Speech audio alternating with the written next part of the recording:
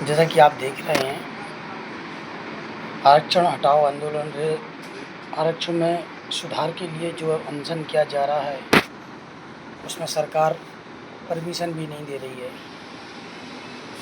सरकार ऐसे मुद्दों पर परमिशन दे देती है कि जो लोग भारत के टुकड़े होंगे, ऐसे आंदोलनों में सरकार का आंदोलनकारी बन जाते हैं। अभी जो सीजेपी वाला आंदोलन हो रहा था, उसमें भी ये लोगों ने उनको परमिशन दे दी थी। जो मोदी जी की तेरही करवा रहे थे कुछ लोग, उसमें मोदी जी को गलत वो कह रहे थे, तो ऐसे लोगों को आप परमिशन दे रहे हैं। जो एक सभ्य समाज, पढ़ा लिखा समाज है, जो आपको अपनी एक परेशानी बता रहा है कि साहब ये जो आरक्षण है, इसमें आप आरक्षण दो, मना नहीं है, बट इसमें आरक्षण उनको दो जो उसके लायक हों।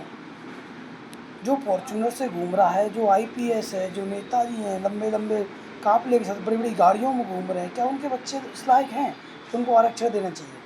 आरक्षण आप उनको दो जो लेवल में हैं, जो वास्तव में उसके हकदार हैं। आपने इतनी सारी केवाईसी कराई गई हैं, केवाईसी, फलानी केवाईसी, ढिकानी केवाईसी, ज़मीन की, खाते की, इतनी सारी केवाईसी कराई, सबको आधार कनेक्ट कर दिया।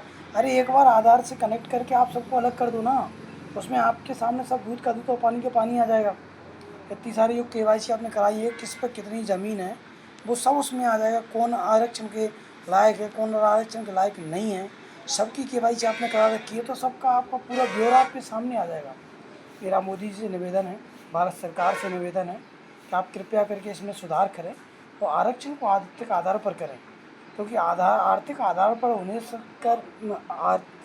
पर होने के बाद ही ये आरक्षण गरीबों को मिल पाएगा। अन्यथा गरीबों को तो आज तक आरक्षण का पता ही नहीं है कि आरक्षण होता क्या है। आरक्षण वही फ़ायदा उठा रहे हैं जो आजीवन लेते आ रहे हैं।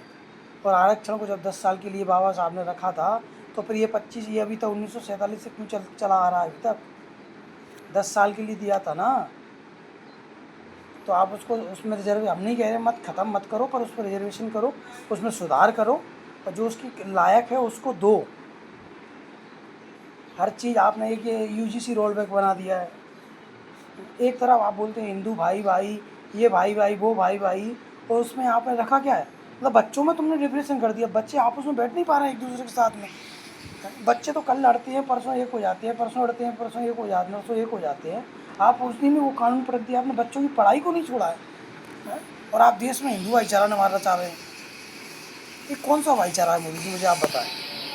मैं आप सभी भारतीय जनता पार्टी से निवेदन करना चाहूँगा, ऐसी नींव मत डालो कि आपसी भाईचारा ख़त्म होने के बाद वैमनस्यता अत्यधिक बढ़ जाए। यहाँ पर बच्चे भी एक दूसरे को गिरने की निगाह से देख रहे हैं। तो मेरा आप सबसे निवेदन है, यूजीसी को रोल बैक करें और आरक्षण में सुधार करें। जो आर्थिक आधार पर आप उसको दें। जय हिंद, जय भारत, वंदे मातरम, जय श्री राम।